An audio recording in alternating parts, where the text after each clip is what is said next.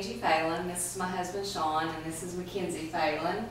And we are part of the family support group from the ARC of Washington County. And Mackenzie's story is, she was fine up until birth, and I had a vessel that had grown on my placenta, and when they broke my water, they busted the vessel and didn't realize it, and I labored for 2 more days. So she was deprived of blood and oxygen, and she has hypoxia, where 1/3 of her brain deteriorated after birth.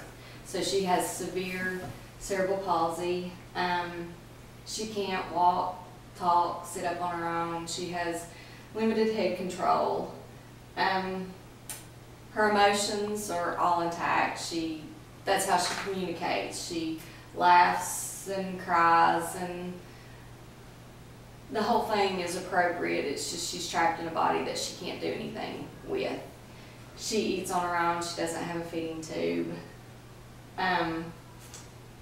She has a brother and sister that love her, that she loves and plays with, and the ARC and the family support, they come in and they help us do the things that help make her life easier. Yeah. You know, help us not to be bankrupt because we're having to buy medications all the time, and we're having to buy wheelchairs, and we're having to do all these things that we have to do to make her life livable.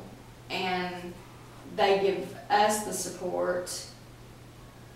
We were introduced to Early Intervention, who introduced us to the ARC for some help with some railing for some steps to get into our home. And from there we went on to the family support waiting list.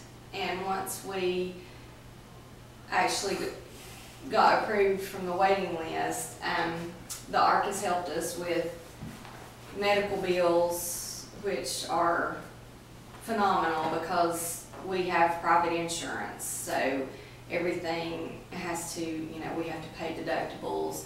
Her wheelchair, which was $6,000, we had to pay 20% of that.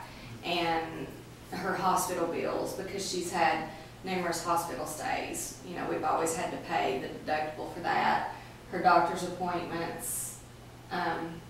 She not only has her pediatrician here, but we have to travel to Knoxville quite often for the specialist there, for the neurologist and the eye doctor, and she has a rehabilitation doctor who helps with, she has to have braces for her legs because where she doesn't weight bear, her hips are coming out of joint, and her feet, where she doesn't have the pressure, they're basically deforming. So we have to do braces for that. So we have to go see that doctor. Then we have to go see the orthopedic, and it's all in Knoxville. So the ARC helps us with their co-pays, plus they help us with gas and mileage down there and back, because, you know, that's Several trips. Yeah.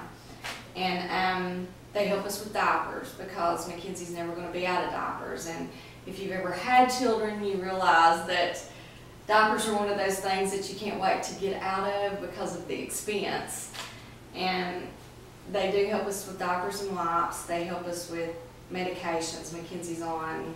In today's political climate, you know, there's a lot of talk about wasteful spending and how much spending is going on in Washington and all the different programs and such that are going on. But to me, as a taxpayer in the state of Tennessee, helping children like Mackenzie, that's where I want my tax dollars to go. Mm-hmm. I think it's a program that's very worthwhile.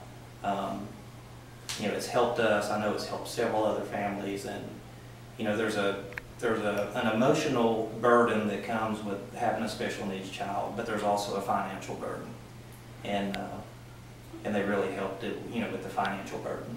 We have contacted several people in the government over, you know, the family support and other things. So usually they'll get back to us through letters, certified letters, or, you know, I've had secretaries call me and things like that. But that's pretty much the way They tried at least. they do try. They tried. It's, I guess their hands are tied as well.